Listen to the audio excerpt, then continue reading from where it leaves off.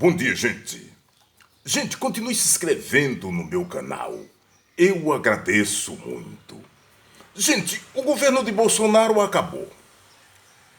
O governo de Bolsonaro começou sobre a égide maldita do golpe.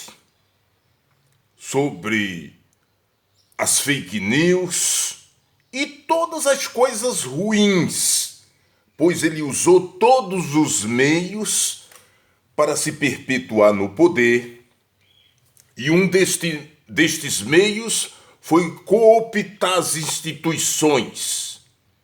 Aonde ele via que existia um agrupamento forte, ele tentou cooptar e conseguiu. Ele cooptou as Forças Armadas, cooptou a Igreja Evangélica, cooptou a maçonaria e usou estas instituições de maneira criminosa para disseminar fake news. Foi isso que ele fez. Gente, ele cooptou e pagou alto preço por isso. Ele usou os cofres do governo para comprar estas instituições, para comprar as pessoas. Militares. Gente, militares passou a ganhar, generais passou a ganhar salário de jogador de futebol. Pastores evangélicos passaram a receber propina em quilos de ouro. Gente, é muita coisa. Dizem que a dívida das igrejas evangélicas chegou a 1,6 bi. E sabe o que fez Bolsonaro para ter o apoio deles? Perdoou esta dívida. Aí a pergunta que se faz é: Bolsonaro pode perdoar uma dívida como esta? Esse dinheiro é do povo brasileiro. Como é que um presidente da República pode fazer uma coisa dessa? Pois é, Bolsonaro fez.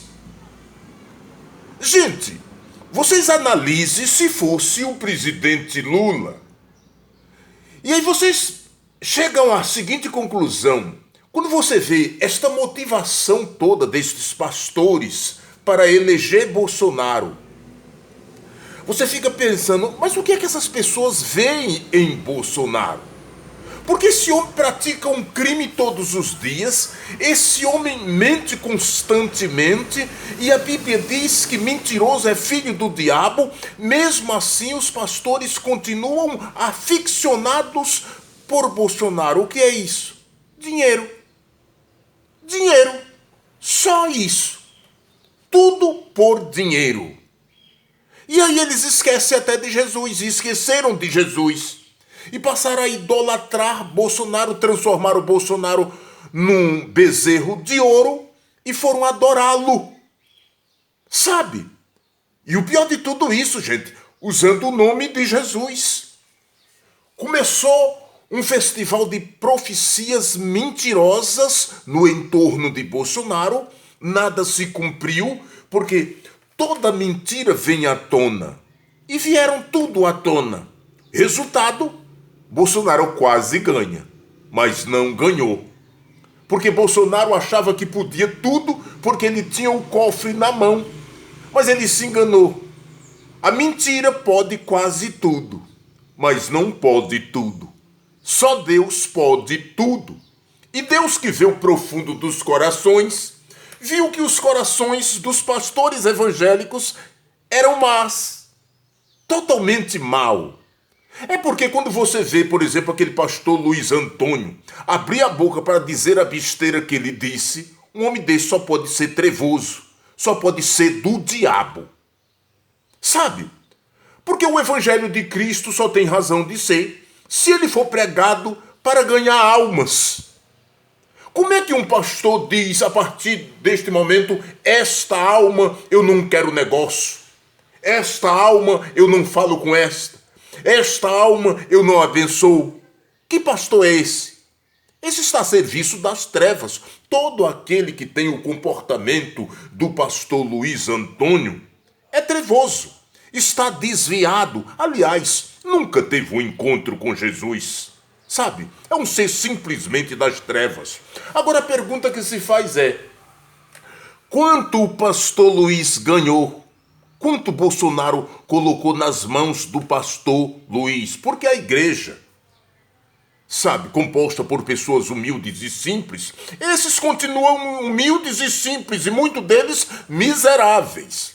Mas esses pastores, os pastores do acordão, estes estão riquíssimos, pois as propinas foram popudas e em barras de ouro. Entenderam o mistério? Entendeu o porquê de muitas coisas? É isto que vocês têm que entenderem. Esse pastor que está aí no altar, falando tolices, dizendo merda, ele não é pastor coisíssima nenhuma. Ele está com o bolso cheio de dinheiro. Ele fez um acordo, toda a liderança evangélica acordaram para trabalharem para Bolsonaro. E para isso, eles receberam em barras de ouro. Esse foi o motivo pelo qual o Bolsonaro não ganhou. Porque a igreja é de Cristo. E Cristo diz que de forma nenhuma Satanás prevalecerá sobre a igreja, de forma nenhuma. Os evangélicos caíram do cavalo, porque achavam que podia manipular a seu favor. Caíram do cavalo. Sabe por quê? Deus, ele não se deixa se confundir. Ele não se deixa confundir por bandidos, porque esses pastores são bandidos. Gente, e hoje é difícil você ir para a igreja. Como ir para a igreja, gente? Principalmente depois de uma resposta dessa de Deus. Porque as igrejas, gente, entraram numa consagração de Baal. Sabe? Foi, gente. Jejuaram, se consagraram, pularam, gritaram, rodopiaram, pintaram o diabo no meio da igreja. E perderam, porque Deus é Deus. Gente, eu louvo o nome do Senhor.